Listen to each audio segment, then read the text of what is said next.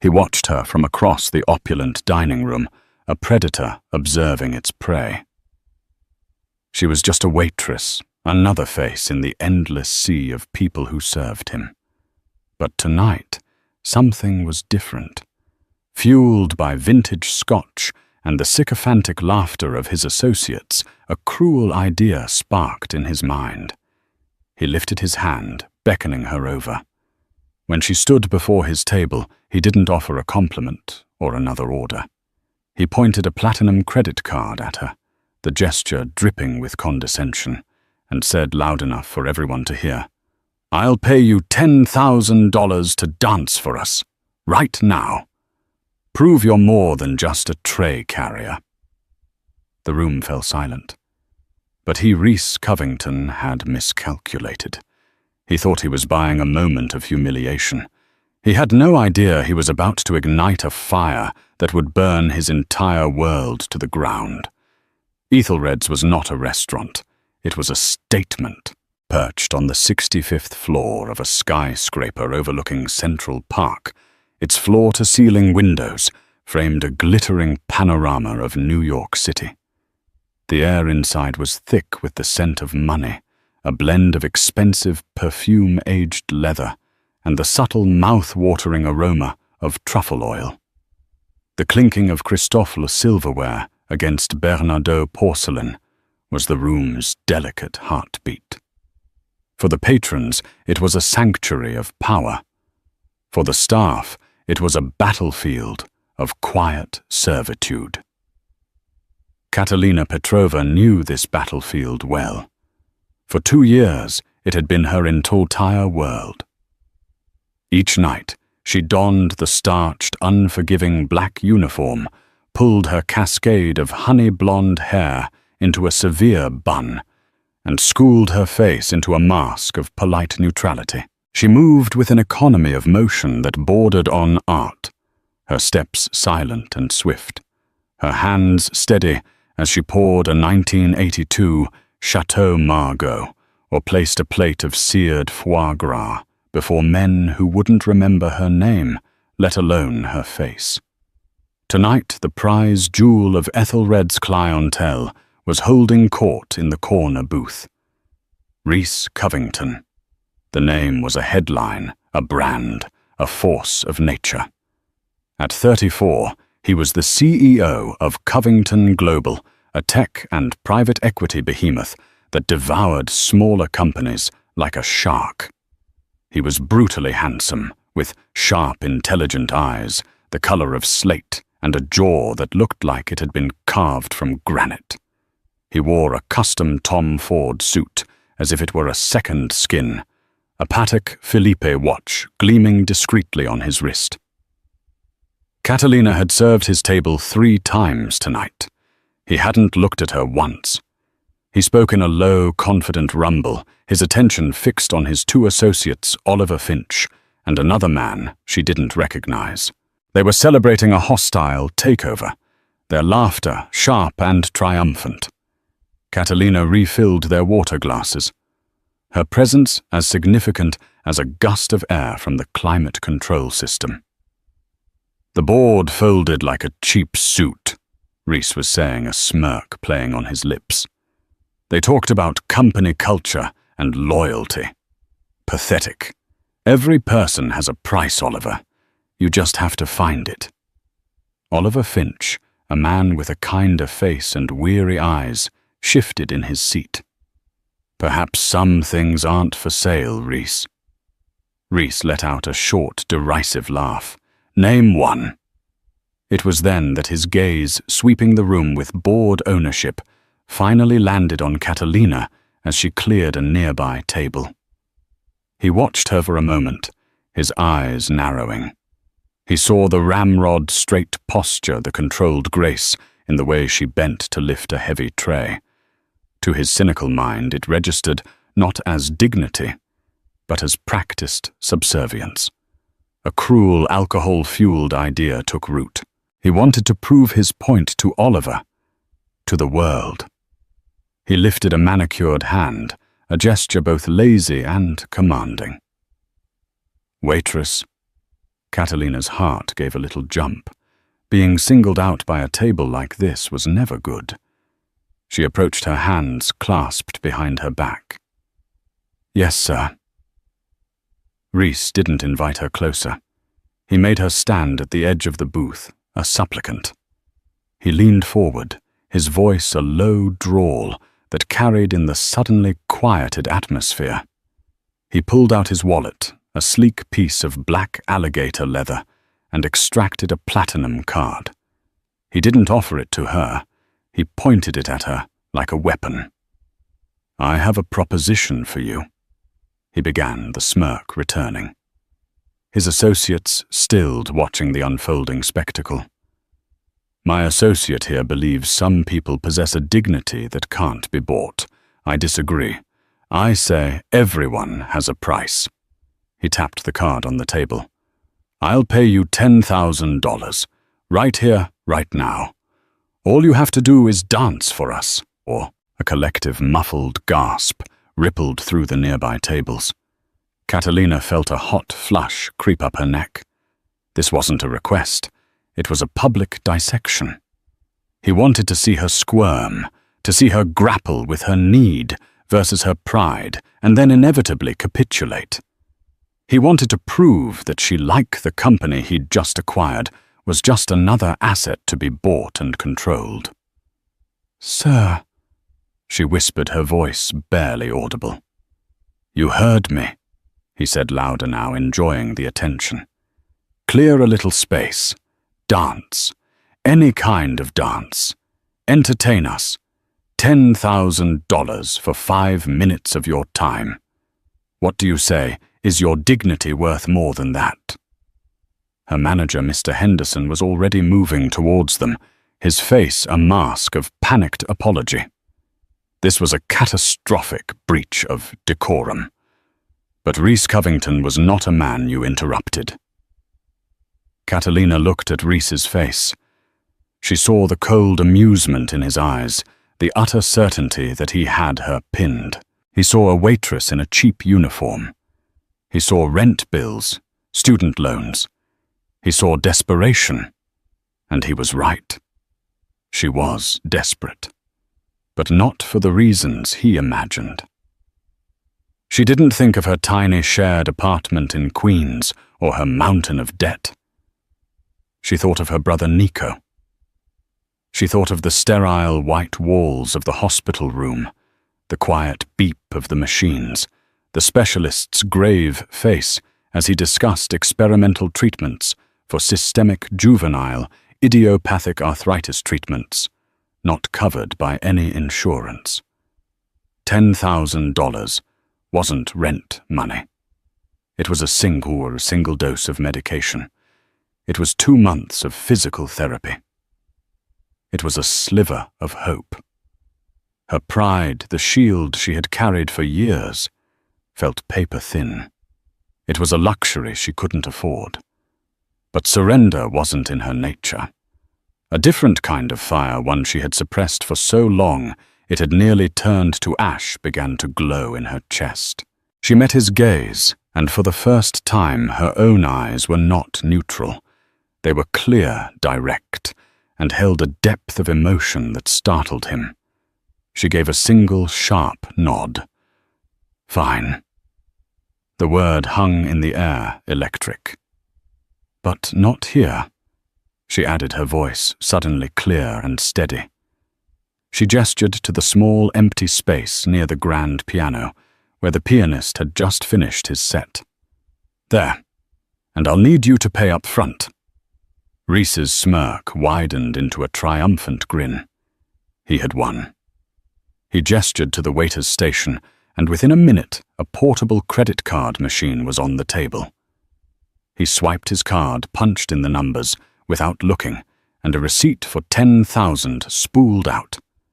He tore it off and held it out to her. "Your winnings," he said, his voice dripping with condescension. Catalina took the slip of paper. Her hand did not shake. She folded it once and tucked it securely into her apron pocket. Then she turned her back on him and walked toward the piano. She began to unpin her hair. The severe bun unraveled, and a cascade of honey-blonde waves tumbled down her back, catching the light of the chandeliers. She kicked off her sensible black work shoes, her bare feet making soft contact with the polished marble floor. The room was utterly silent. Every diner, every waiter, every busboy was frozen watching. Rhys Covington leaned back in his booth, crossing his arms. He was ready for the show. He expected a clumsy, awkward shuffle, a cringe-worthy attempt at seduction. He was about to get the shock of his life. Catalina stood in the small circle of light by the grand piano. The city lights of Manhattan blazed behind her, a silent, glittering audience. She closed her eyes for a single, centering breath. In that moment, she was no longer Catalina Petrova, the waitress. The starched uniform felt like a costume, and the opulent restaurant faded away, replaced by the scent of rosin and worn wooden floors of a studio she hadn't seen in 5 years. She could hear the voice of her old ballet master, Mikhail, a stern Russian émigré who saw the fire in her soul. "Do not dance the steps, Catalina," he would say, his voice a gravelly rumble. "Dance the story. Let it bleed from you." She opened her eyes. The story tonight was one of fury and grief. She began without music. The first movement was slow, almost hesitant. She raised her arms not in a graceful arc, but as if pushing against an immense weight. Her fingers trembled, then curled into fists.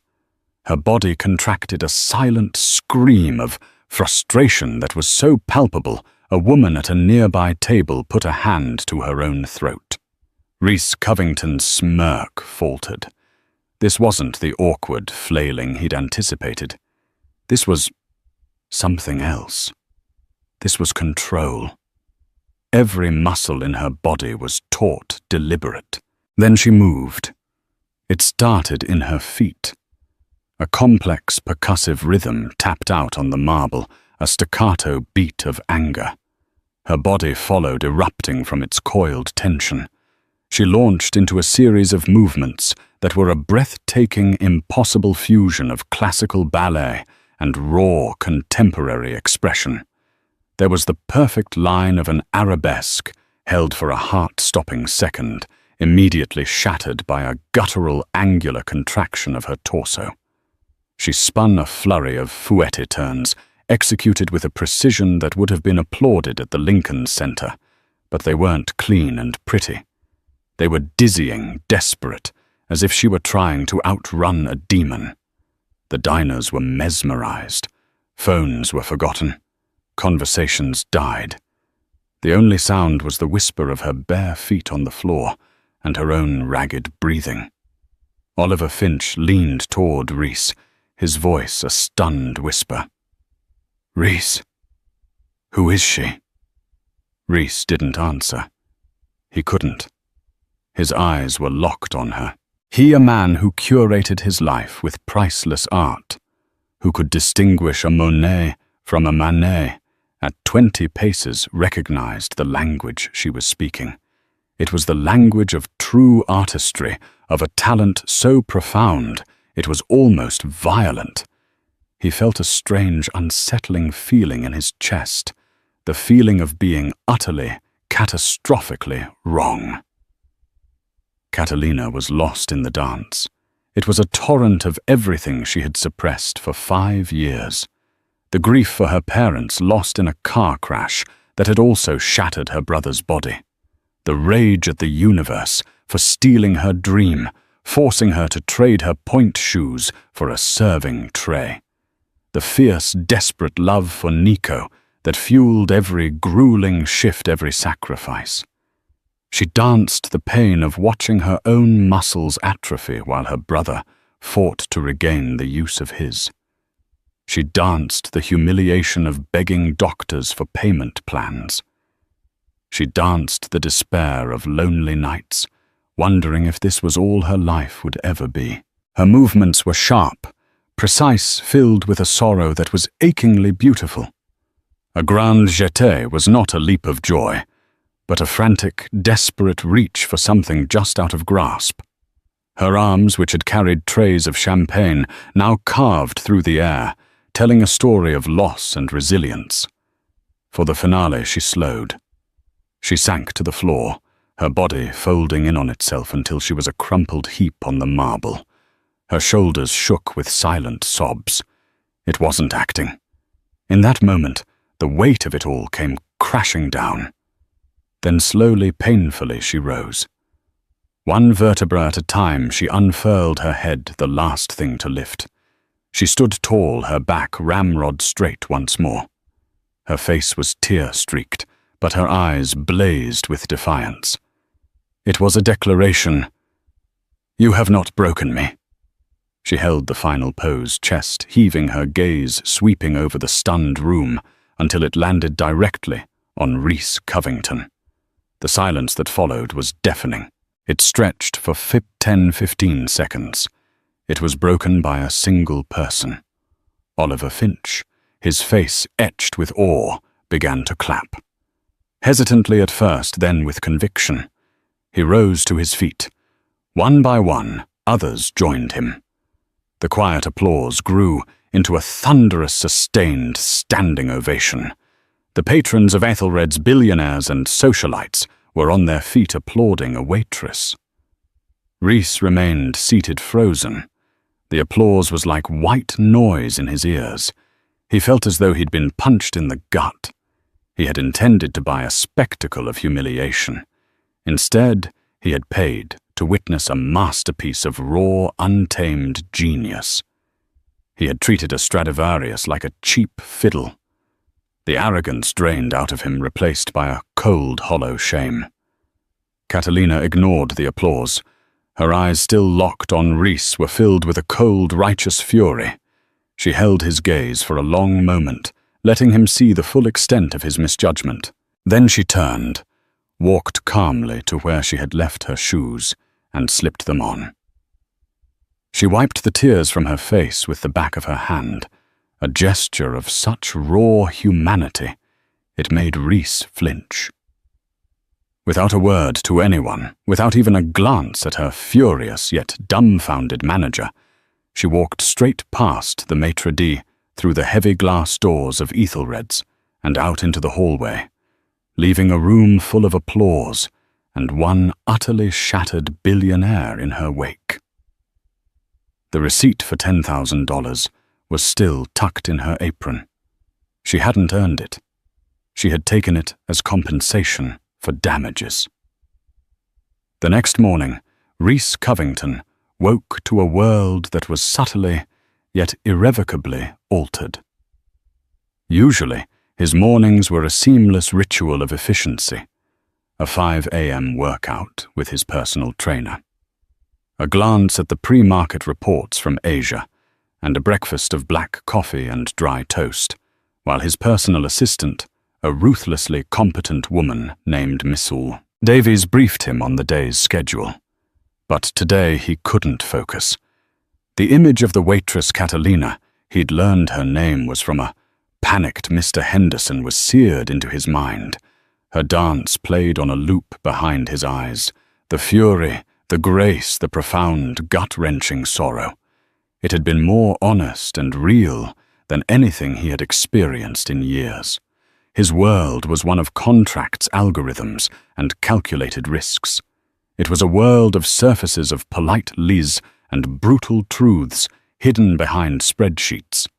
Last night, she had ripped all of that away and shown him something elemental, and he had tried to buy it for $10,000. The thought made his stomach churn with a feeling he wasn't accustomed to self-loathing. "Sir," Ms. Davies said, her voice cutting through his thoughts. "The board meeting for the Sterling acquisition is at 9. You have a preliminary call with the legal team in 20 minutes.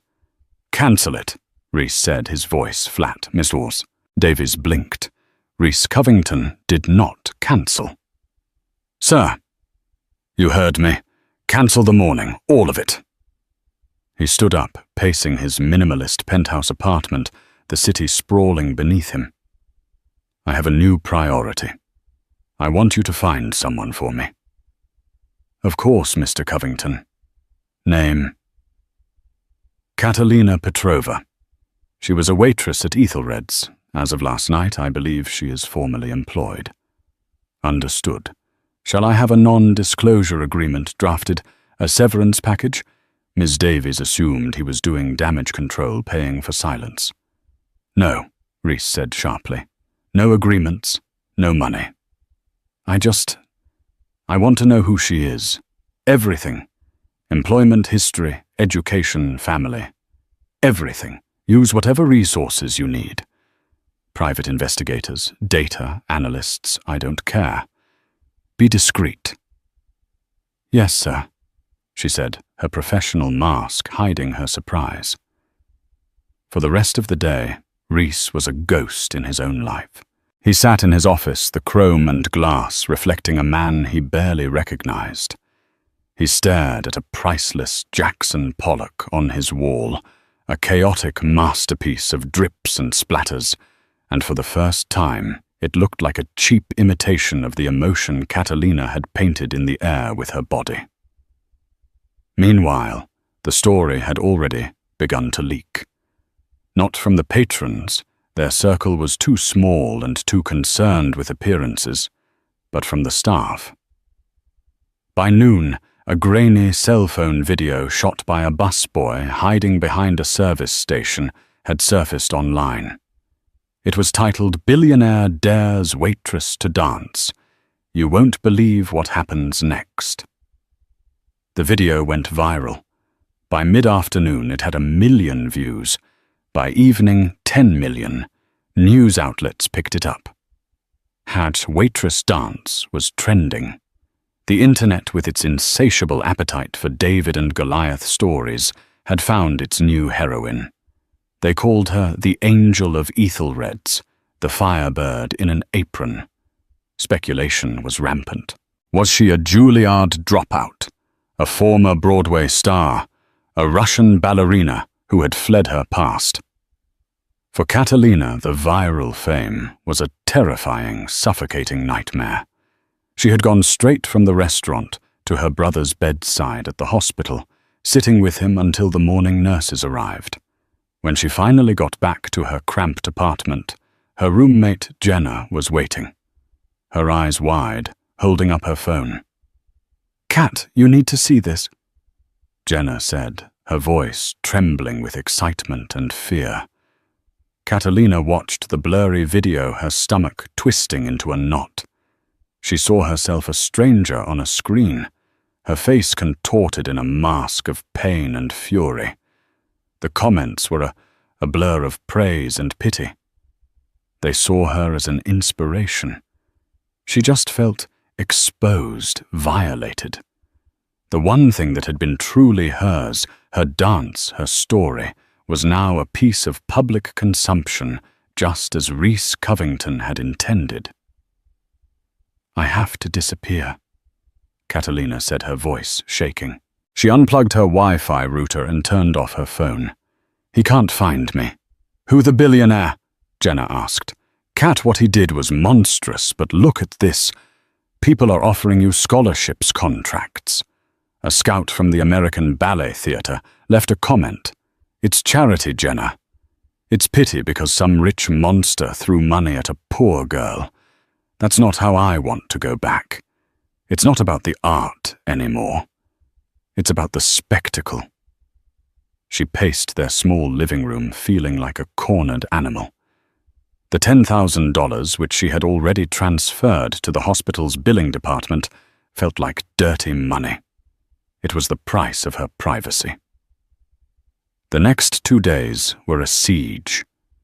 Reporters began showing up at her apartment building. She had to sneak out the back to visit Nico. At the hospital, she wore a hoodie and sunglasses, her head down, praying no one would recognize her. The newfound attention was a spotlight, but it felt less like a stage light and more like the beam of a prison watchtower. On the 3rd day, Ms. Davies walked into Reese's office and placed a slim file on his desk. "Catalina Petrova," she announced. Reese opened it, his heart pounding with an unfamiliar anxiety. The report was concise, compiled by the best investigators his money could buy.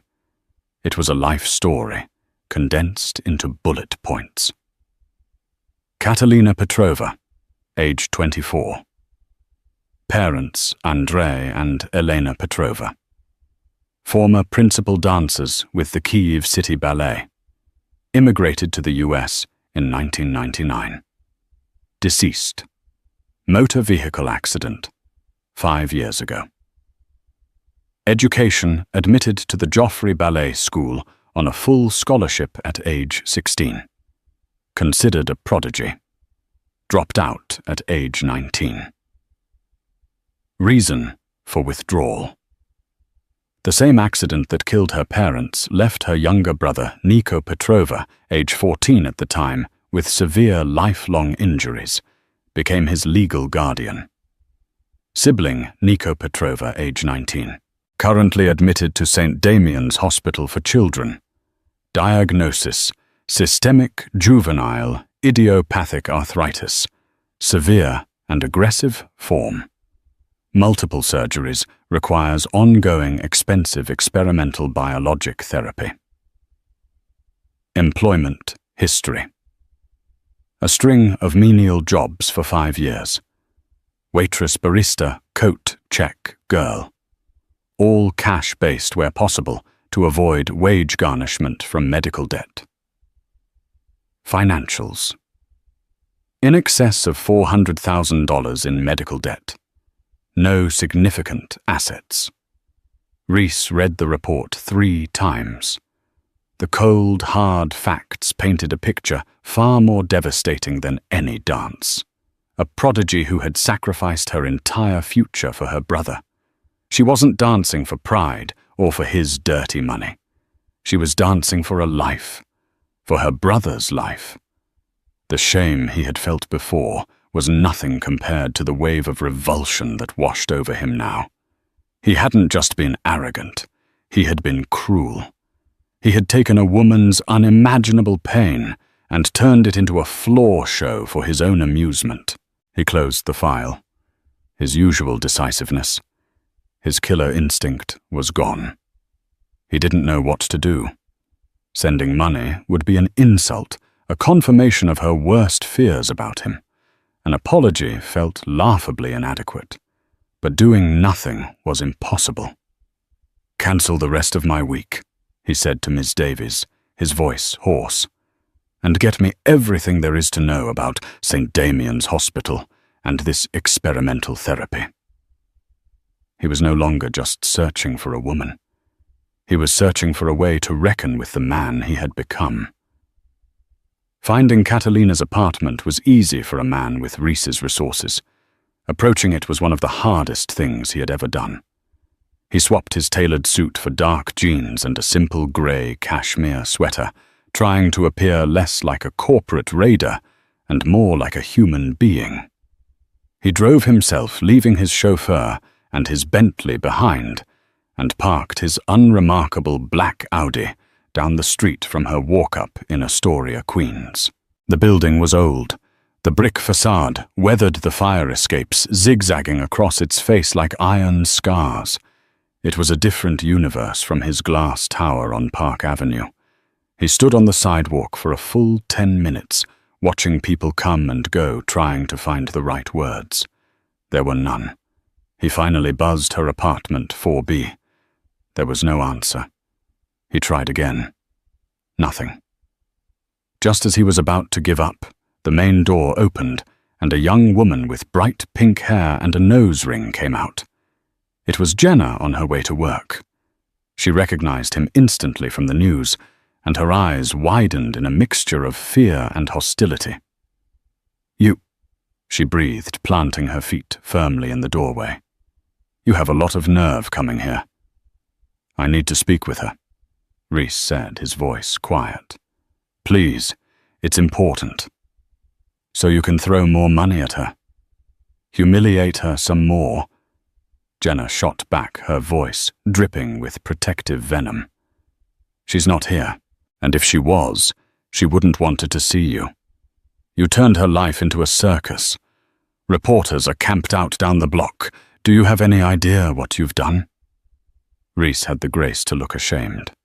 "I know, I made a mistake. A terrible one. I need to apologize."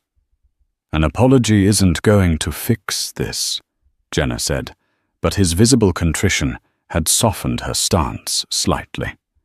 She sighed a puff of frustrated air. "Look, she's not here. She's probably at the hospital, St. Damian's, with her brother. Now please just leave her alone." She pushed past him and hurried down the street. Reese stood there for a moment, the name of the hospital echoing in his head. It confirmed the file. He got back in his car, his resolve hardening. He wouldn't ambush her at a hospital. That was a sacred space. But he knew where she had to come back to. He would wait. Hours passed. The sun began to set, painting the sky in hues of orange and purple. Reese sat in his car watching apartment 4B's window. He conducted $1 billion business from his phone, his texts and emails as sharp and decisive as ever, but his mind was elsewhere. He was thinking about sacrifice, about a talent so bright being extinguished by circumstance. His own life had been a seamless ascent, paved with inherited wealth and sharp-edged ambition. He'd never had to sacrifice anything. Finally, just after 9 p.m., he saw her. She was walking down the street, a small, solitary figure wrapped in an oversized coat. Her hair was hidden under a beanie, her face pale and drawn in the glow of the streetlights. She moved with a weary tension, her eyes scanning the street for reporters. Reese got out of the car. She saw him immediately and froze like a deer caught in headlights. Her hand flew to her coat pocket, clutching her keys like a weapon. Every ounce of exhaustion in her body was instantly replaced by rigid hostility. "What are you doing here?" she asked, her voice cold and flat. "Miss Petrova, Catalina." He began taking a cautious step forward. She took a step back. "I came to apologize." "You came to my home," she corrected him, her voice trembling with barely suppressed rage. "You had me investigated. Don't insult my intelligence on top of everything else." Reese stopped. "Yes, I did. I needed to understand." "Understand what?" She shot back, her voice rising. "That people like me aren't props for your amusement. That our lives are more than a line item on a balance sheet." "Did your investigators tell you that Mr. Covington—" "They told me you were a prodigy," he said softly. "They told me what you gave up for your brother." The mention of her brother made her flinch, as if he'd struck her. "You will not speak about my brother. You have no right." "I know," he said, and the sincerity in his voice was undeniable. "What I did, it was inexcusable. It was arrogant and cruel, and I will regret it for the rest of my life. The world sees the video, the dance. They don't see the context. I do. And I am profoundly sorry." Catalina stared at him, her chest tight. She had expected blustering excuses, another offer of money. She had not expected this quiet, soul-deep shame. It disarmed her. But the anger was still there, a shield against the man who had laid her soul bare for the world to see. "Your apology doesn't make the reporters go away," she said, her voice brittle. "It doesn't give me back my privacy. It doesn't change the fact that people now look at me with pity." "I want to help," Reese said, stumbling back into his default mode. "The foundation I run, we could create a grant, a full scholarship to any dance conservatory you choose. We can cover all of Nico's medical expenses, all of them. Just name your price. I'll make this right." It was the worst possible thing he could have said. Catalina's face, which had softened for a moment, hardened into marble. A bitter, mirthless laugh escaped her lips. "Name my price." She repeated the words, dripping with scorn. "You still don't get it. You still think this is a transaction. You think you can throw your money at this ugly thing you created and wash it all away. My life, my brother's health, my talent. It's not for sale, Mr. Covington. It never was." She took a deep breath, her eyes glittering with unshed tears of pure fury. "The $10,000 you paid me, I gave it to the hospital. It bought Nico 2 weeks. That is the only transaction you and I will ever have. Thank you for that. And now I want you to leave. And I never, ever want to see you again." She turned on her heel and walked to her building, fumbling with her keys. She didn't look back. Reese stood on the sidewalk, the cold night air biting at his skin. He felt as though she had reached into his chest and squeezed his heart. "It's not for sale." The words echoed in his mind, a final damning judgment. He had come here to fix a problem the way he always did, with money, power, and influence. And he had failed, spectacularly. He had thought the dance was her story. He was wrong. The dance was just the prologue. Her real story was one of integrity. And he had just discovered that it was the one currency he didn't possess and couldn't buy. As he walked back to his car, he knew that a simple apology and a blank check wouldn't be enough. To make this right, he would have to change the very rules of the game he thought he had mastered. Reese Covington did not become a billionaire by accepting defeat. Catalina's rejection, as cutting and absolute as it was, didn't deter him. It redefined the objective. The problem wasn't a financial one to be solved, but a moral one to be reconciled. He returned to his world of glass and steel, not with a sense of failure, but with a new singular purpose. His first call was not to his lawyers or bankers, but to Dr. Anjali Sharma, the head of pediatric rheumatology at St. Damian's Hospital. He made the call himself, bypassing Ms. Davies. He introduced himself, and after a moment of stunned silence on the other end of the line, he got straight to the point. "I've been made aware of your work with experimental biologic therapies for SJIA." Reese stated, his tone devoid of its usual arrogance, replaced by a focused intensity.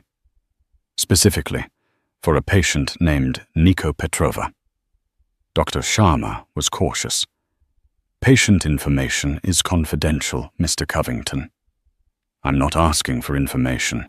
I'm offering to provide fundings," Reese clarified. "I want to underwrite the entire research program. New equipment, more staff, full funding for clinical trials for the next 5 years. And I want to create a patient access fund to cover the costs for any family that cannot afford treatment, starting with the Petrovas. Anonymously. My name is not to be associated with it in any way. A corporate donation from a Covington Global subsidiary. That's it." The silence on the other end of the line was profound. Dr. Sharma, who spent half her time fighting for grants and begging for donations, was speechless. The sum Reese was proposing was enough to change the lives of hundreds of children. "Mr. Covington, I don't know what to say. This would be transformative." "Just say you'll accept it," Reese said, "and that Nico Petrova will receive the best care on the planet, cost being no object, effective immediately." "Yes," Dr. Sharma breathed. "Of course, yes." That was the first piece, the easy piece. The second was more complex. Catalina had rejected his money because it was a handout, a transactional apology. He needed to create an opportunity, not charity. He needed to build a stage, not a gilded cage. He spent the next week in a whirlwind of activity. He leveraged his network not for financial gain, but for artistic consultation. He met with the directors of the American Ballet Theatre, the board of the Juilliard School, and choreographers whose names were legends. He wasn't buying talent. He was learning about the world that had been stolen from Catalina. He learned about the brutal toll that dance takes on the body, the short careers, the constant threat of injury that could end a dream in an instant. He learned about the thousands of talented young artists who were one medical bill, one family crisis away from giving it all up. An idea began to form, grand and audacious. It wasn't about one dancer. It was about all of them. Oliver Finch found him late one night in the office, surrounded by blueprints and proposals, not for a skyscraper, but for a different kind of structure. "I thought you'd be halfway to Tokyo for the Nakatomi deal," Oliver said, loosening his tie. "Postponed it," Reese replied, not looking up from a document. "Look at this." He slid a proposal across the vast mahogany desk. The title read, "The Phoenix Initiative." Oliver read it, his eyebrows climbing higher with each page. It was a proposal for a new foundation endowed with a staggering $100 million of Reese's personal fortune. Its mission was twofold. First, to provide full financial and medical support for promising young dancers and performing artists whose careers were threatened by injury or personal crisis. Second, to build a state-of-the-art performance and rehabilitation center, a place where art and healing could coexist. "My God, Reese," Oliver whispered. This is incredible. What brought this on?" "You said some things aren't for sale," Reese said, finally looking up. His eyes were tired but clear, filled with a resolve Oliver hadn't seen before. "You were right, but that doesn't mean they can't be supported, nurtured. This isn't charity. It's an investment in human potential." He was building a world where someone like Catalina wouldn't have to choose between her brother's life and her own. While Reese was building his quiet revolution, Catalina was fighting a war of attrition. A few days after their encounter, she received a call from Dr. Sharma. "Catalina, I have some wonderful news," the doctor said, her voice buoyant with a joy Catalina hadn't heard in years. "A new corporate grant has just come through. It's specifically for our SJIA research and patient support. The long and short of it is this: Nico's entire treatment plan from today until he is in full remission is completely covered. All of it." Catalina sank into a chair. The phone pressed hard against her ear. She was crying silent tears of overwhelming relief rolling down her cheeks. For 5 years she had been carrying a mountain on her back, and in a single phone call it had vanished. She didn't question where it came from.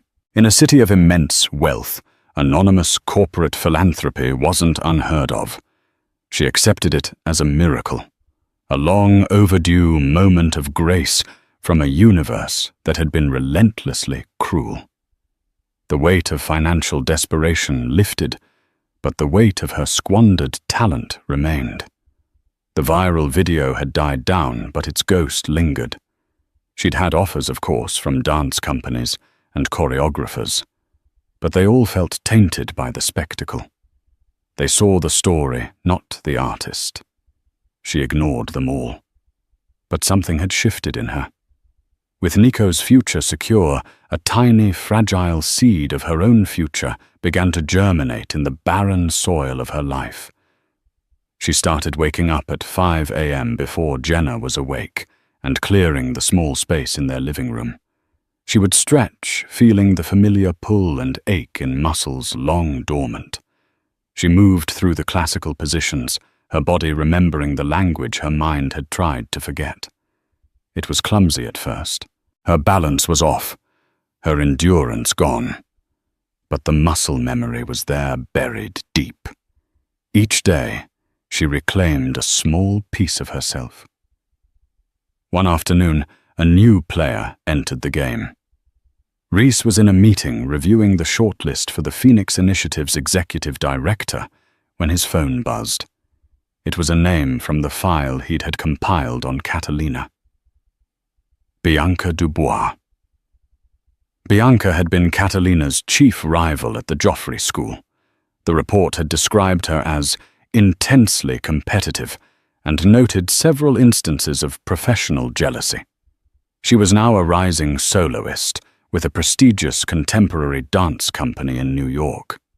Reese, in his deep dive, had seen her name on the program for an upcoming gala at the Lincoln Center, a gala he was now a primary sponsor of. He took the call. "Mr. Covington." Bianca's voice was smooth as silk laced with ambition. "I heard about your incredible new initiative. I think it's simply visionary. I was a contemporary of Catalina Petrova at Joffrey, you know." "I'm aware," Reese said, his voice neutral. "She was always dramatic." Bianca continued, a subtle barb in her tone. "Such a shame what happened. But seeing that video, it brought it all back. I'm performing at the Lincoln Center Gala next month, the one you're sponsoring. I was hoping we could meet. Perhaps I could offer some insight for your foundation." From one artist to another. Reese felt a cold prickle of unease. He recognized her type immediately. She was an opportunist cloaked in the guise of an artist. She saw his money and influence as a ladder. But she was also a direct link to Catalina's past. "I'll be at the gala," Reese said, his voice clipped. "We can speak then." He hung up, a sense of foreboding settling over him. He was building an arc for artists like Catalina. But he knew that for every true talent, there were sharks like Bianca Dubois, circling in the water drawn by the scent of money and opportunity. And she was on a collision course with the very person he was trying to save. The Lincoln Center Fall Gala was the glittering apex of the New York Arts and Society calendar. Reese Covington, usually a reluctant attendee at such events, was now its lead sponsor. His involvement wasn't just a name on a program. The Phoenix Initiative was being officially announced that night. It was the public unveiling of his penance. He walked through the grand lobby, a man transformed. He still wore an impeccably tailored tuxedo, but the arrogant swagger was gone, replaced by a quiet, watchful gravity. He was greeted by fawning board members and socialites, but his eyes scanned the crowd, searching for a face he knew wasn't there. He had sent a personal invitation to Catalina, delivered by a professional courier. It was simple, respectful, with a handwritten note. "This is not charity. This is a stage. It's waiting for you if you ever want it. No strings attached." She hadn't replied. He hadn't expected her to. He found Oliver by the champagne bar. "Any sign?" Reese asked. Oliver shook his head. "I didn't think she'd come, Reese. It's too much too soon. But what you've built, it's magnificent. You should be proud. It's just a building and a bank account until it helps someone," Reese replied, his gaze distant. His conversation was interrupted by a voice like honey laced with ice. "Mr. Covington, it's a pleasure to finally meet you in person." He turned to see Bianca Dubois. She was stunning, her dancer's physique draped in a backless emerald green gown. Her smile was wet and brilliant, but it didn't reach her cold, calculating eyes. "Ms. Dubois," Reese said, his voice coolly polite, "I'm looking forward to your performance. I do hope it lives up to the raw emotion we've all seen recently." She said, the barb aimed squarely at Catalina.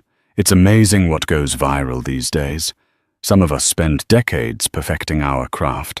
Others just need a moment of public desperation." Reese's jaw tightened. "Talent is talent, Ms. Dubois.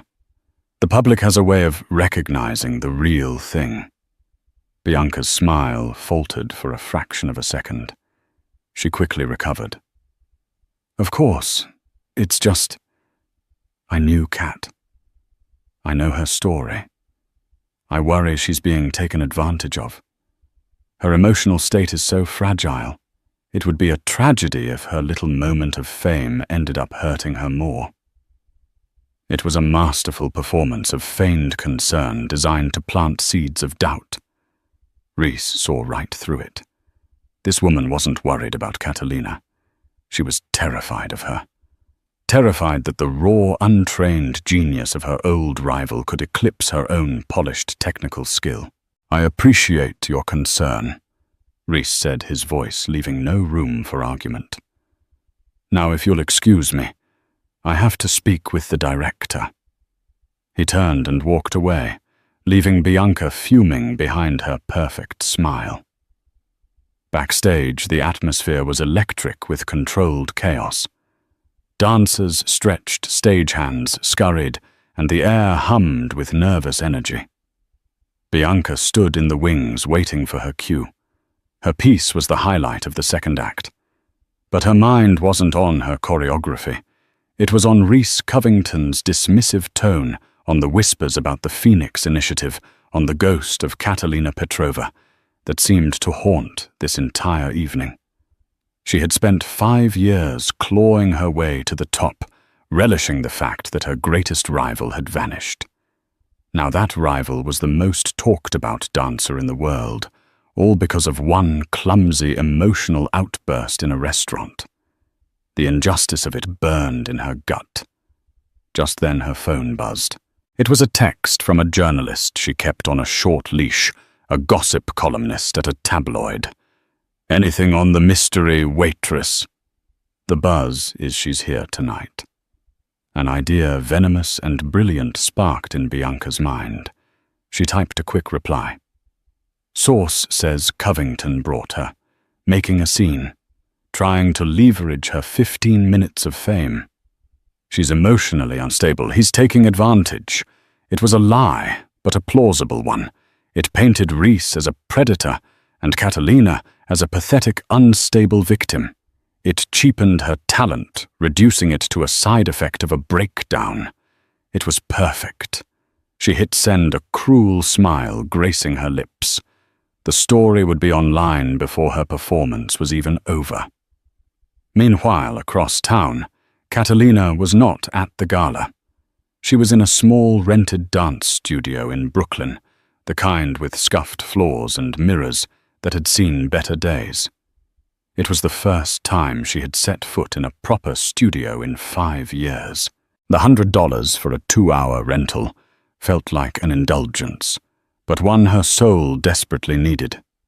She wore old leggings and a faded t-shirt. Her body ached, but it was a good ache. The music from her phone's small speaker filled the room.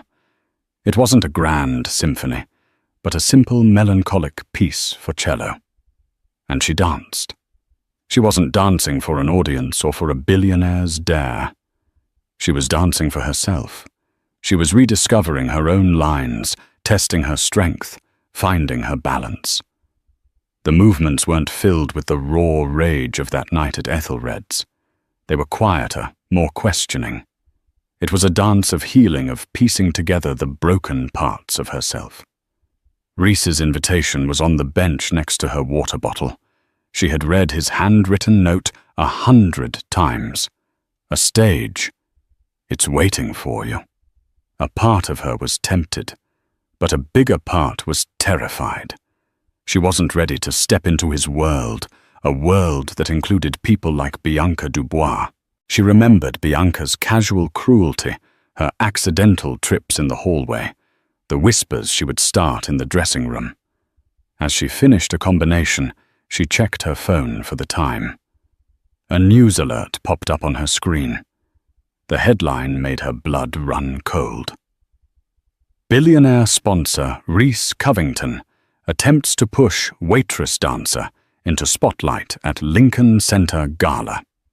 Sources claim Petrova is unstable and being manipulated. The article was short, vicious, and filled with anonymous quotes painting her as a pathetic mess and Reese as a manipulative puppet master. It mentioned Bianca Dubois as a concerned contemporary who worried for Catalina's well-being. Catalina sank to the floor, the phone slipping from her hand. It was happening all over again. Her story, her life was being twisted and sold by others. But this time, it was worse. They were using her to attack Reese, the one person who in his own clumsy way was trying to atone. And Bianca, her old nemesis, was pulling the strings. The old fire, the one she thought she was learning to control, roared back to life in her chest. They thought she was unstable. A victim. A pawn. She stood up, her body trembling not with weakness, but with a surge of pure adrenaline. Her quiet dance of healing was over.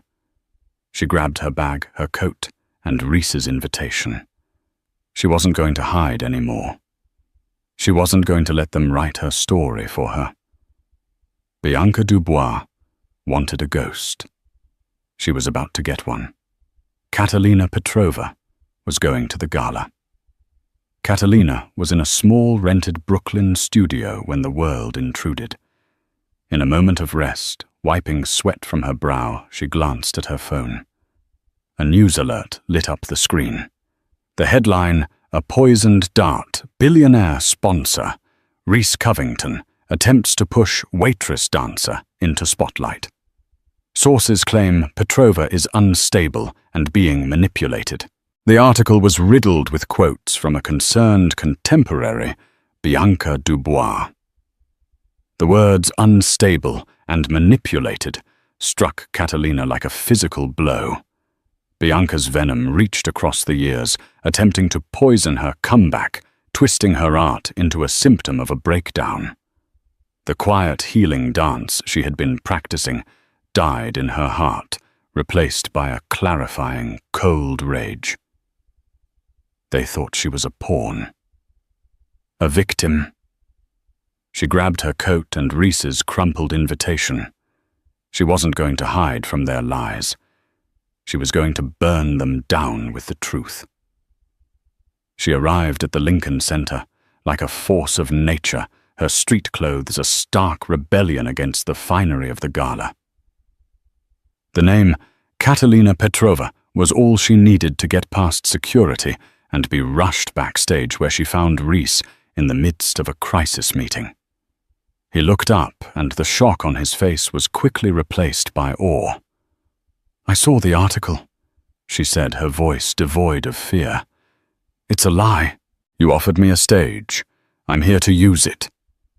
This was not the desperate woman from his restaurant. This was a warrior. Reese looked past her to the bewildered stage manager. "The program has changed," he commanded, his voice ringing with absolute authority. "She's on, now." In the wings, Bianca Dubois froze as the announcer's voice echoed through the theater, introducing a special performance from the Phoenix Initiative. Her name was not called. Catalina's was. The curtain rose on a bare stage. Catalina stood center, bathed in a single spotlight. The audience murmured, recognizing the figure from the viral video. But the dance she performed was not the one they expected. Gone was the raw grief and fury.